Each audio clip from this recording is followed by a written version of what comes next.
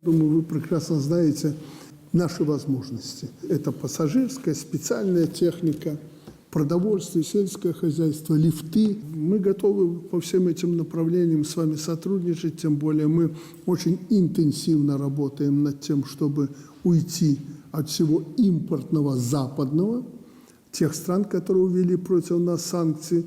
Мы успешно это практически сделали. Это касается прежде всего промышленности, по некоторым комплектующим и узлам. Поэтому в этой части вы можете рассчитывать на Беларусь. Я все равно всегда предпочитаю всякому импортному свое. Если вдруг что-то это надо за 3-9 земель искать, и не все так просто. А здесь у себя Беларусь для России не чужая, это свое. В любой момент мы можем поставить любую деталь, которая вышла из строя в нашей технике, можем поставить вам нужное количество продовольствия, продуктов питания, одежды, если это нужно будет для вас, хотя вы успешно, я знаю, решаете любые проблемы.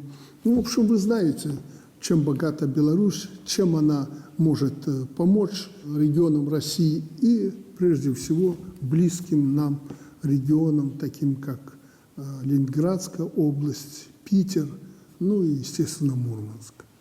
Поэтому мы всегда открыты. По любым направлениям мы готовы подключиться и работать. Мы совсем недавно с президентом России обсуждали эту тему. Тут у нас вообще нет никаких проблем. Давайте двигаться вперед, но самое главное – видеть свой интерес. Вы видите, как развиваются события в мире. Надо защищать свою землю, своих людей и видеть прежде всего свой интерес.